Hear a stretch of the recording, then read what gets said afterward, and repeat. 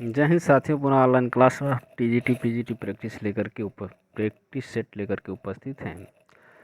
इसके पहले के 2 सेट हम प्रश्न नंबर प्रैक्टिस सेट 13 के 2 भाग हम वीडियो बना चुके थे, 1 से 40 और 40 से 41 से 80। आज हम लोग 81 से पढ़ेंगे। तो पहले हम देखेंगे 80 प्रश्न। निम्नलिखित में से कौन सी कहानी चंद्रधर शर्मा गुलेरी कृत नहीं है? तो इसका आपका विकल्प था 11 वर्ष का समय। 11 वर्ष का समय 11 वर्ष का समय जी की रचना है। क्या कहलाते हैं आपके आचार्य रामचंद्र शुक्ल। बाकी सब उनकी रचनाएं हैं। सुखमय जीवन, बुद्धू का कांटा, उसने कहा। 81 से हम लोग देखेंगे प्रश्न नंबर 81। ज्ञानेंद्र कुमार द्वारा रचित कौन सी कहानी संग्रह नहीं है? तो इंसान के खंडहर दिया है। इंसान के खंडहर, नील देश की राजकन्या पाजेब और वातायन। तो इसमें कह रहा है कि नहीं है, तो नहीं है। तो इंसान के खंडहर उनकी रचना नहीं है। इस कहानी संग्रह के कहानीकार हैं मोहन राकेश। कौन है? मोहन राकेश। बाकी नील देश की राजकन्या, वातायन और पाजेबे उनकी रचनाएं हैं। बुद्धू का कांटा कहानी के लेखक कौन हैं? तो ये अभी ऊपर वाले प्रश्न में 80 में देखें, चंद्रधर शर्मा गुलेरी हैं, यानी भी विकल्प सही है। कबीर की भाषा के संदर्भ में कौन सा वाक्य गलत है? भाषा में खरापन, कहीं कहीं भाषा गंवारू लगती है, साहित्य कोमलता है, भाषा में अक्कड़पन है। तो इसमें 83 का जो आपका सी है ये है गलत है। प्रश्न नंबर 83 का जो दिया है विकल्प के में कथनानुसार कवि की जो मुख्य भाषा थी वो सदुकड़ी रही है। कहीं कहीं भाषा गंवारू लगती है, सदुकड़ी है तो गंवारूपन आएगा। भाषा में अक्कड़पन है। इस प्रकार कबीर के संबंध में दिया गया जो सी विकल्प है, यानी साहित्य की कोमलता, नहीं है, असत्य है यानी गलत है। विशिष्टता द्वैत की प्रस्तुता आचार्य हैं। तो विशिष्टा द्वैत की जो आचार्य हैं वो हैं आपकी रामानुजाचार्य, वीरामा।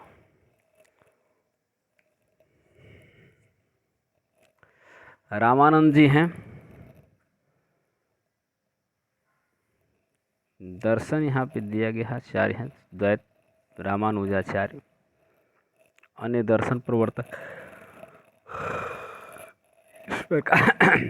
इस प्रकार हैं माधवाचार्य, द्वैतावाद, ब्रह्म संपादक हैं, ब्रह्म संप्रदाय के हैं। अद्वैत शंकराचार्य हैं, यानी शंकराचार्य जी हैं। अद्वैतवाद माधवाचार्य जी हैं, द्वैतावाद। और ये हैं रामानंद जी हैं आपकी,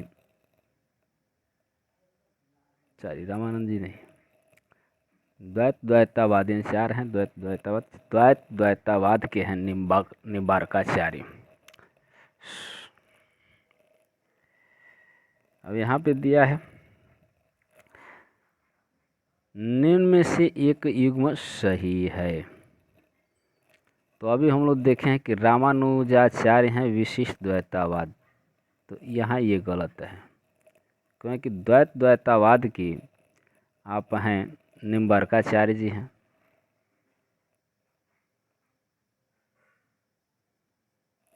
रामानुजाचार्य तो निम्बार्काचार्य विशिष्ट द्वैतवाद यहाँ पे अलग अलग दे दिया है।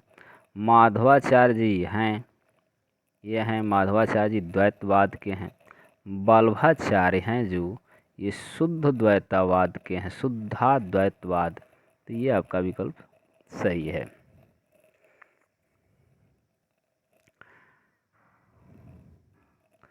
मैं साहित्य को मनुष्य की दृष्टि से देखने का पक्षपाती हूँ, यह किस आचार्य की उक्ति है? मैं साहित्य को मनुष्य की दृष्टि से देखने का पक्षपाती हूँ, यह कथन किस आचार्य का है? तो आपका 86 का उत्तर होगा सी, हजारी प्रसाद द्विवेदी। आचरण की सभ्यता निबंध के लेखक हैं। तो ये आचरण की सभ्यता निबंध के लेखक का नाम है आपका अध्यापक पूर्ण सिंह। एक निबंध विधा है, निबंध के लेखक अध्यापक पूर्ण सिंह हैं। पवित्रता, मजदूरी और प्रेम, कन्यादान, अमेरिका का मस्त योगी, वाल्ट व्हिटमैन आदि पूर्ण सिंह के अन्य निबंध हैं। सूर्य की भ्रमरी के संबंध में संवेदना और शिल्प की दृष्टि से कौन सा कथन सही नहीं है? तो यहाँ पे भ्रमरी गीत में आपका वक्रता पाया जाता है, वाग्विदग्धता होता है, भावुकता भी है, क्रूरता नहीं है।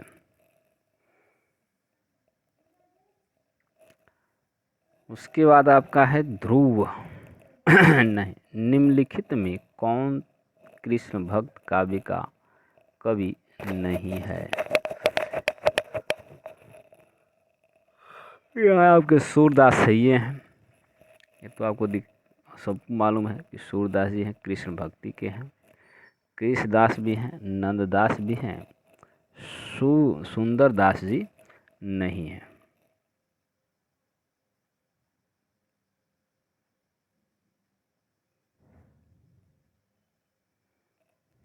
सुंदरदास जी नहीं है। ये भक्ति काल की ज्ञानाश्रय शाखा के प्रमुख कवि हैं।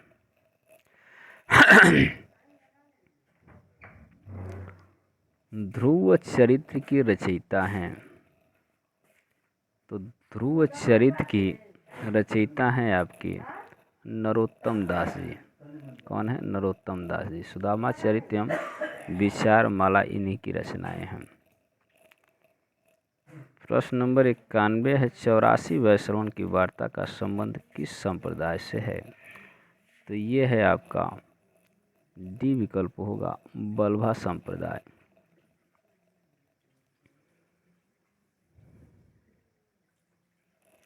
इस ग्रंथ के रचयिता विठलनाथ के पुत्र गोसाई गोकुलनाथ जी माने जाते हैं।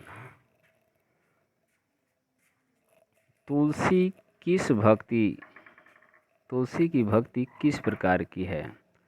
तो तुलसी की भक्ति जो है दास्य प्रकार की है। पो धन अन किस स्वर संधि का उदाहरण है? तो यहाँ पे पो धन अन की बात होगी तो यहाँ पे आपका हो जाएगा अयादि संधि, पो धन अन, यानी जो वह के बाद अ है तो ये ओ और अ मिलकर के अ बदल जाता है, अतः यहाँ पे अयादि संधि है। जब ए आए ओ तथा औ के बाद कोई भिन्न स्वर आए तो क्रमशः आए आए अव आव हो जाता है, यानी आपका यहाँ पे अयादि संधि है। विपत्ति प्लस जाल, विपद जाल में कौन सी संधि है? तो यहाँ पे आपको व्यंजन संधि होगी। तो वर्ण अगर जो ज है तो त ज में चेंज हो जाता है, तो यहाँ पे आपका व्यंजन संधि होगा 94 का। बी विकल्प सही होगा।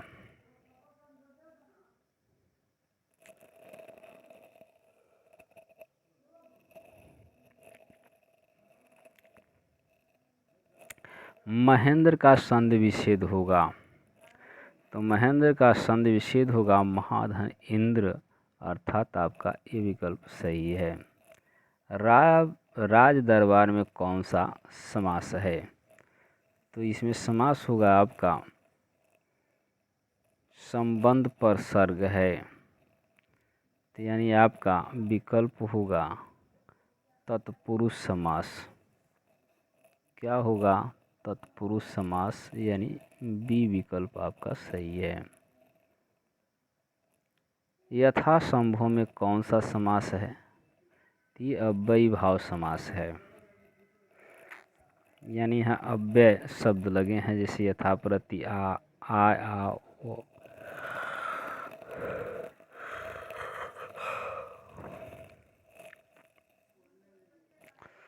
प्रश्न नंबर 98, चिराग तले अंधेरा लोकोक्ति का उपयुक्त अर्थ होगा अपने आसपास की परवाह न करना, जहाँ जरूरी हो वहाँ उजाला करना, दूसरे लोगों का ध्यान रखना, निकट के दोष को न दिखाई देना, आपका डी विकल्प होगा।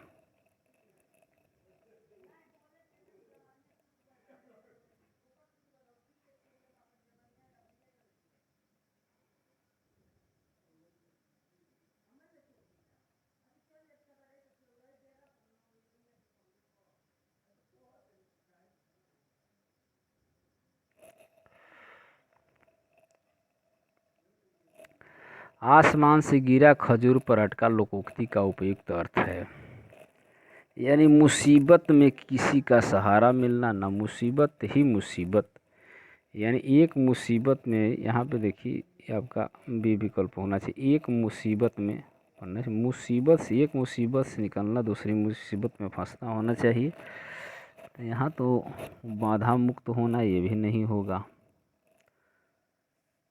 एक नई मुसीबत में पड़ना ये संभव हो सकता है, एक मुसीबत से। तो आपका प्रश्न नंबर 99 का आपका होगा बी, एक नई मुसीबत में पड़ना, यानी एक मुसीबत के बाद दूसरी मुसीबत में फंस जाना, ये हो सकता है, यही होगा। किनारे लगना मुहावरे का सही अर्थ होगा, इसका आपका होगा किसी कार्य का समाप्त होना, डूबने से बचना,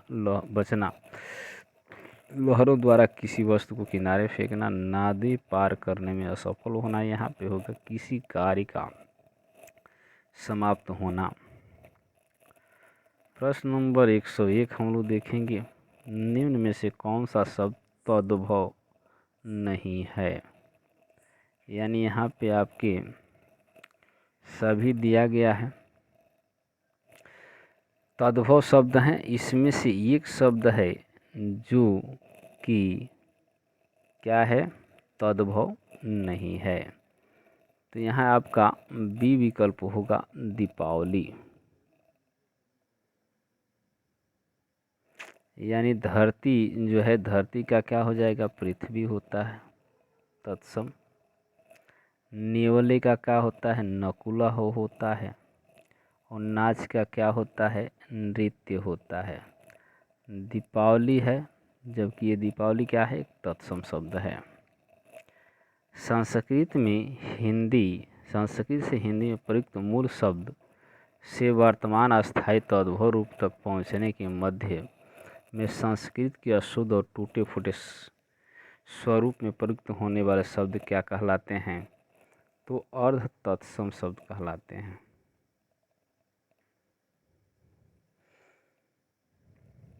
प्रश्न नंबर 102 का डी आपका सही होगा। निम्नलिखित में से कौन सा समास तत्सम है, माँ है, मछली है, और यहाँ पे आपका केला है, तो केला भी नहीं होगा। अमूल्य दिया है, यानी आपका डी विकल्प। अमूल्य जो है एक तत्सम शब्द है, जो कि माँ, मछली और केला क्या है, तद्भव शब्द हैं। The modern vernacular literature of Hindustani Hindi साहित्य इतिहास ग्रंथ के लेखक का नाम है, तो ये हैं जॉर्ज ग्रिशियन हैं। प्रश्न नंबर 104 का आपका उत्तर होगा 1।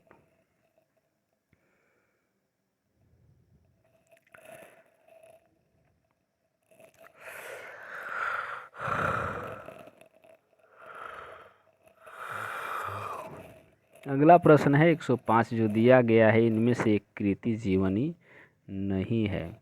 तो आवारा मसीहा जीवनी है, कॉलम का सिपाही जीवनी है, शिखर से सागर तक दिया है डी विकल्प, अन्याय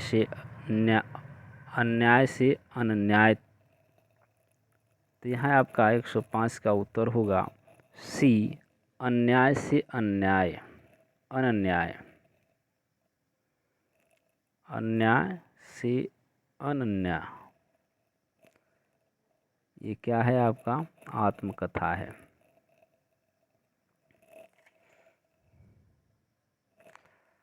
शिखर से सागर भी क्या है, एक जीवनी है।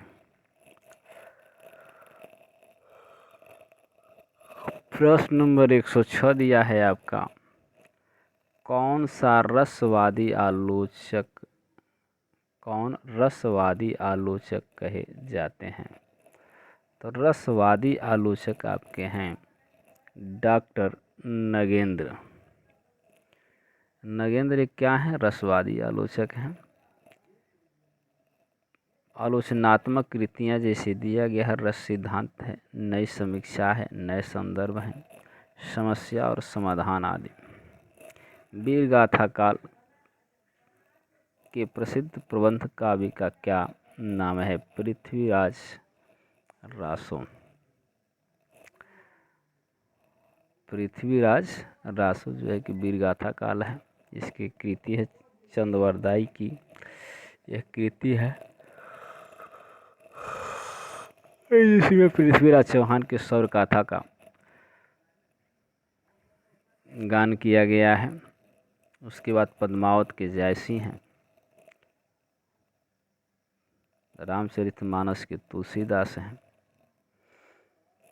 और यहाँ पे आपका है कमायनी किसका है, तो जयशंकर प्रसाद का है, प्रसाद जी का है। सिद्ध कवि सरहप्पा की रचना का नाम है। तो सिद्ध कवि थी सरहप्पा एक प्रथम कवि माने जाते हैं। इनकी रचना है पौम चरयू।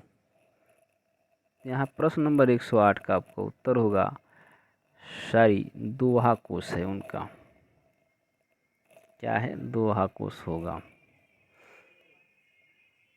सरहप्पा की रचना दोहा कोश है। सरहप्पा को हिंदी का प्रथम कवि माना जाता है। संदेश राशक की रचना अनुसार अब्दुल रहमान है। प्रश्न नंबर 109 सिद्धों में प्रचलित महामुद्रा शब्द का अभिप्राय है। तो सिद्धों में प्रचलित महामुद्रा शब्द का अभिप्राय सिद्धि प्राप्ति हेतु स्त्री संसर्ग, यानी आपका सी विकल्प होगा।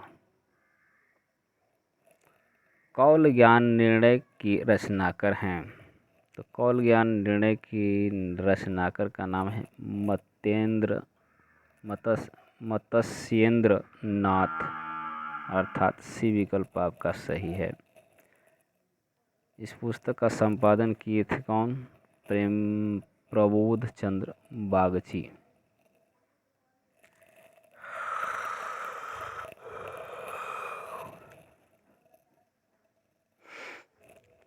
देखिए यहाँ पे कविता दिया गया है, जब द्रास बटालियन टाइगर हिल की सीमा लगी गरजने, जब शहादत लेती हिमगिरी की चट्टानें लगी गरजने, तब जाग उठे ये शेर बब्बर पौरुष हुंकार उठा। मातृभूमि की बल देवी पर लहू पुकार उठा था। तो इसमें गुण पूछ रहा है, काव्य गुण क्या है, तो इसमें काव्य गुण ओज होना चाहिए, क्योंकि वीर रस की बात की गई है। तो इसमें आपका बी विकल्प सही होगा। यहाँ उत्साह की बात है, मन में उत्साह उत्पन्न होगा, यहाँ ओज होता है। अगला प्रश्न है, निम्नलिखित में से किस आचार्य ने अलंकार और अलंकार्य में अभेद माना है। तो यहाँ जो है कि रामचंद्र शुक्ल हैं,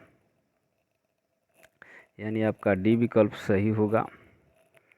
आचार्य रामचंद्र शुक्ल ने अलंकार और अलंकार्य में अभेद माना है। इनके अनुसार आलंबन विभाव के अंतर्गत आने वाली वस्तु का वास्तविक स्वरूप ही अलंकार्य है,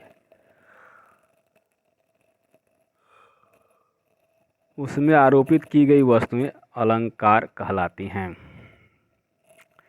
प्रश्न नंबर 113 है, सुंदर है बेहद सुमन सुंदर मानो तुम सब में सुंदरतम में कौन सा काव्य दोष है। अधिपदत्व है, अप्रतित्व है, दुष्क्रमत्व है या क्लिष्टत्व है। तो आपका इसमें 13 का ये होगा जो सुंदर है सुंदरतम है, इसमें पदत्व का भी दोष है, यानी अधिक पदत्व का भी दोष है। मैंने इसमें कहा कि जहाँ काव्य में अनावश्यक शब्दों का प्रयोग किया जाए वहाँ पे अधिक पदत्व का भी दोष होता है। जैसे सुंदर सुंदर, सुंदरतम, सुंदर है बिहग, सुमन सुंदर मानो तुम सबसे सुंदरतम।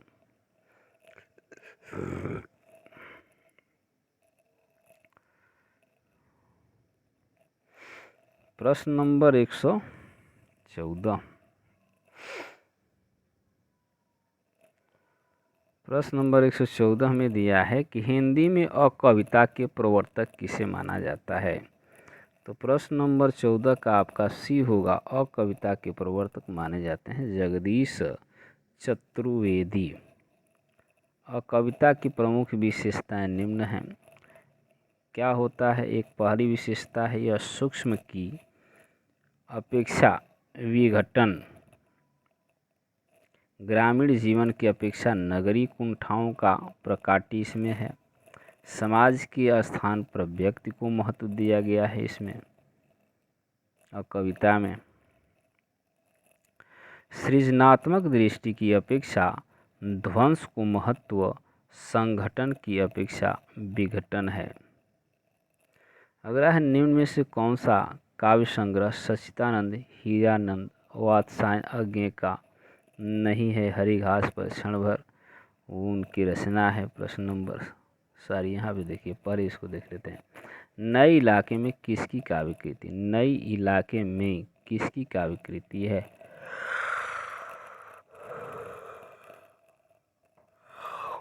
नए इलाके में ये अरुण कमल द्वारा रचित है, यानी डी विकल्प आपका सही होगा। अब यहाँ पे 13 नंबर है कि इनमें से कौन सा काव्य संग्रह सच्चिदानंद हीरानंद वात्स्यायन यानी अज्ञे का नहीं है। तो इसमें आपको नई कविता के तहत जो सीढ़ियों पर धूप, सीढ़ियों पर धूप, ये अज्ञे का काव्य संग्रह नहीं अपितु ये किसकी है, तो रघुवीर सहाय की रचना है। रघुवीर सहाय की रचना है। बाकी आपकी जो इतनी रचनाएं हैं, यानी हरी घास पर क्षण भर, अरि ओ करुणा प्रभामय, आंगन के पार, बावरा अहेरी, उनकी रचनाएं हैं।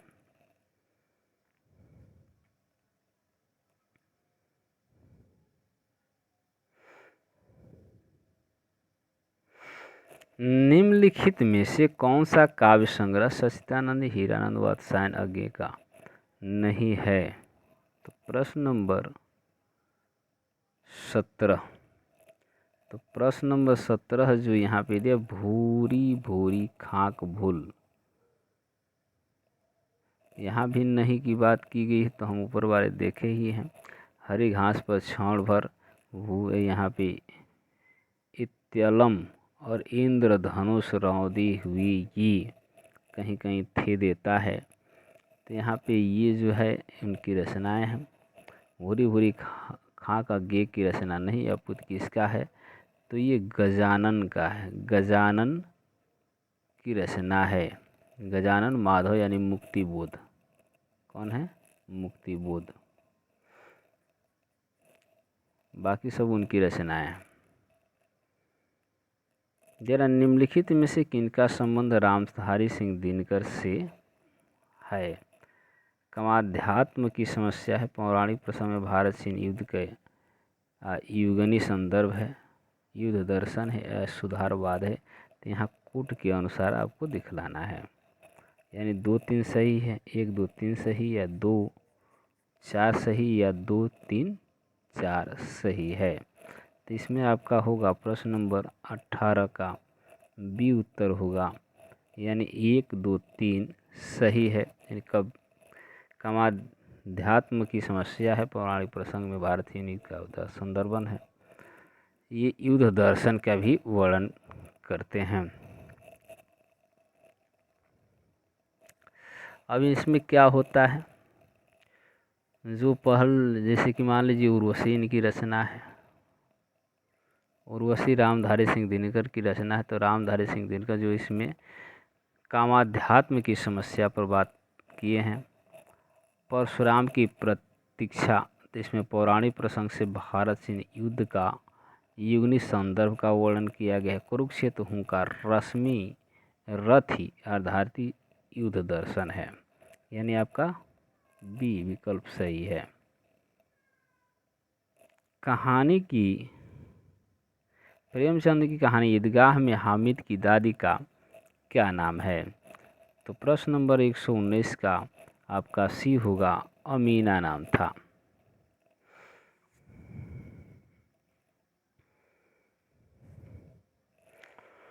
अवधि और ब्रज दोनों में रचना करने वाले कवि हैं घनानंद, तुलसीदास, सूरदास।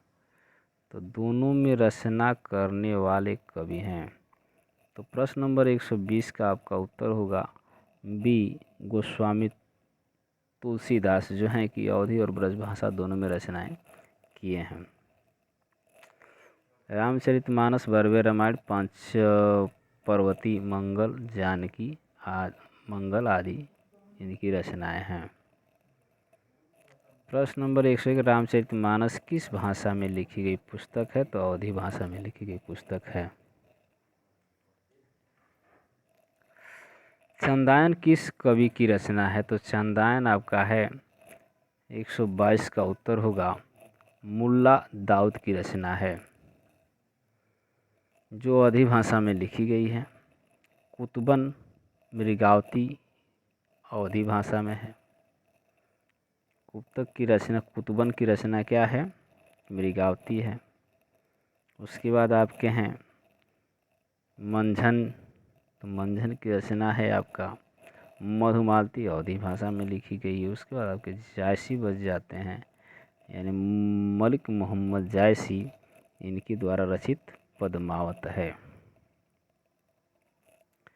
पद्मावत किस भाषा में लिखी गई है? तो पद्मावत अवधी भाषा में लिखी गई है। पद्मावत की रचना 1540 ईस्वी में लगभग की गई थी। अखरवाट, आखिरी कलाम, चित्रलेखा, कहरनामा, मसलानामा, कन्हावत जायसी की रचनाएं हैं। प्रश्न नंबर अमिट की रेखाएं, जय हो का हो। अमिट रेखाएं संस्मरण के रेखा चित्रकार हैं। तो अमिट रेखाएं की रेखा चित्रकार हैं सत्यवती मलिक। गेहूं और गुलाब की रचना किस विधा में की गई है? तो यह है एक आपका इनमें से कोई नहीं है, ये संस्मरणात्मक है, जबकि ये उपन्यास, नाटक, कहानी इनमें से कोई नहीं है।